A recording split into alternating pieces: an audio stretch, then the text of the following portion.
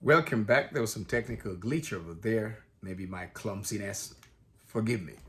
So we looked at Muller's ratchet. The blue bars represent the decline that's expected in the patients who did not even get vaccinated because of Muller's ratchet theory. The green is what we will expect, also a decline after vaccination in terms of the deaths. So the deaths should be much lower in the blue. As you can see, this is expected.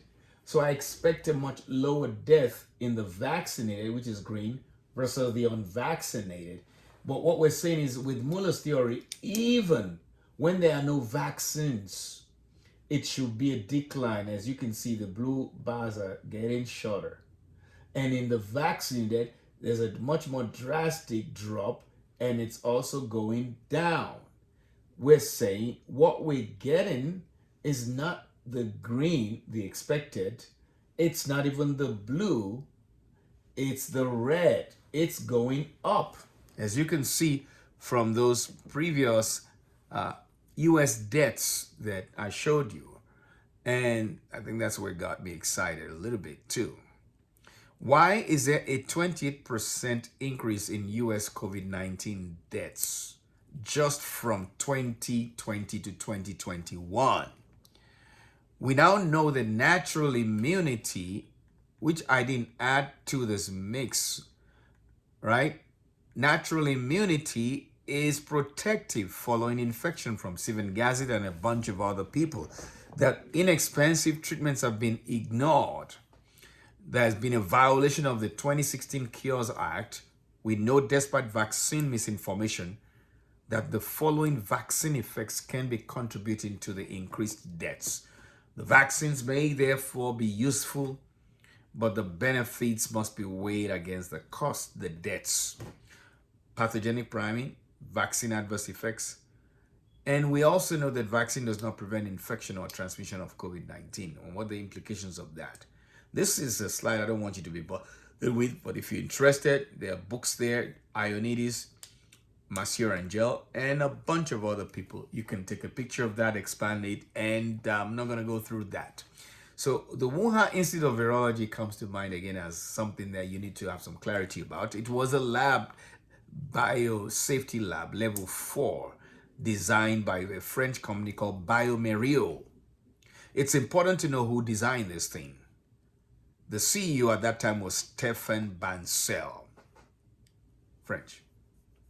bioMérieux did not put in proper ventilation. And strangely, that should be a failure on the part of the CEO of bioMérieux. But what happened to Stéphane Bancel after taking on the project to build the Wuhan Institute of Virology lab? He left bioMérieux to become the CEO of, guess what, Moderna. Is it unfolding? Some drama here. He also, Wuhan Institute of Virology got money from gain of function. You've seen some of the issues on the Senate floor.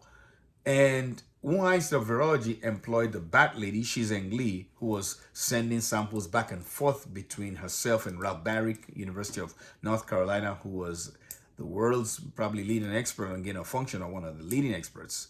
And guess what? There are just a few doctors that I want you to be aware of. I'm not paying homage to a lot of them. I'm just using this to give you a track. And remember I said I'm painting a track for you to go somewhere. Didier Raoult, over 2,300 plus papers, 194,000 plus citations. COVID-19 is the disease for which he was vilified. Harvey Rich, 350 papers, epidemiology professor, Yale. Hey, by the way, Didier Raoult was the one who first did that pilot study showing that hydroxychloroquine with azithromycin was useful in COVID. And they went subsequently to do about 900 something patients, and I'm sure since then thousands that they treated. He was the one that refused to do randomized control. He said, randomized control, what? You have a patient that's dying, you want to randomize. And for that, they made him look like a fool. You cannot make a man like that, who even will be in the ranks of those that you consider for a Nobel Prize.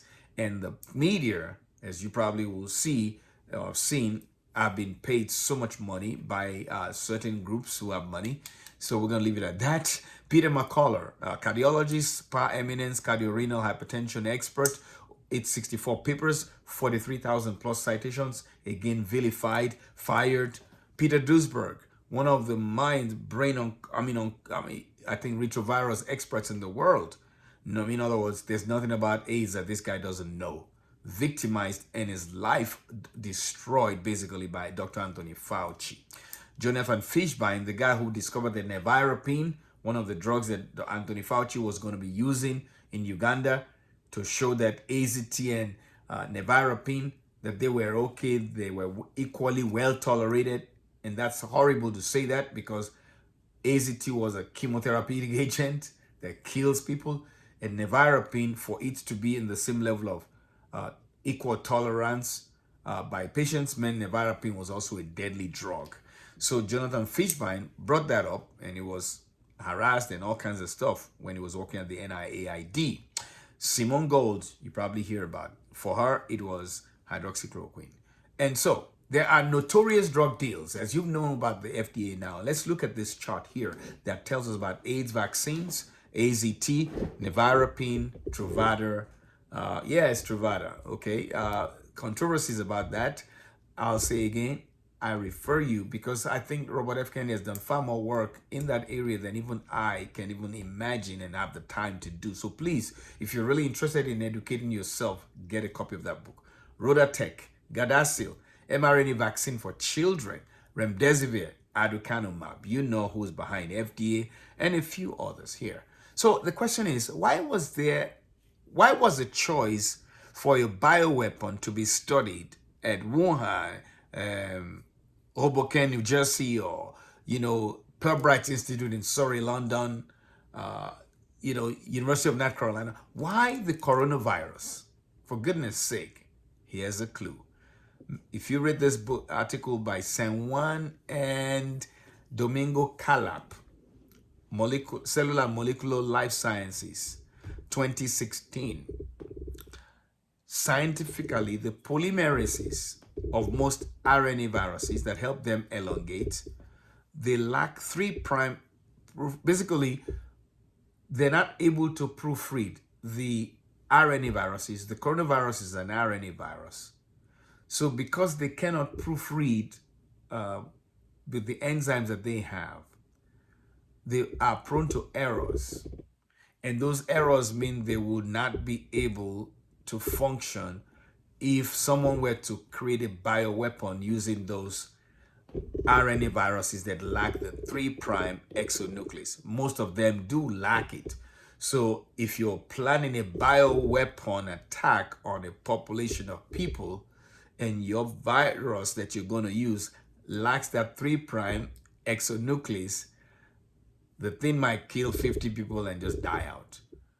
But the coronaviruses are different.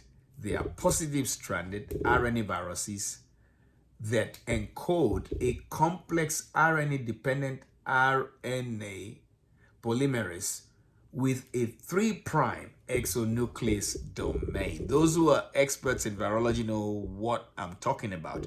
And what they have enables them to correct replication errors better than most RNA viruses. So if anyone develops through gain of function with the coronavirus, a lethal virus, they're going to have a ball with their plans. With that, I quote Pierre Corrier, who says the entirety of U.S. academic medicine over the last 20 years has been reduced to a church of randomized controlled trial fundamentalism, a conversion that was failed by Big Pharma, as they essentially controlled the funding, design, and outcomes of such randomized controlled trials. I'm not going to go into details about that right now, but he's making a very strong point. Useful agents for COVID-19 at this point. Retracted Andrew Hill. Andrew Bryant is who you want to know about, not Andrew Hill. Hydroxychloroquine, ivermectin, fluvoxamine, vitamin D, zinc, vitamin C, Pepcid with Zyrtec, of course the monoclonal antibodies, and you can add the vaccines to it.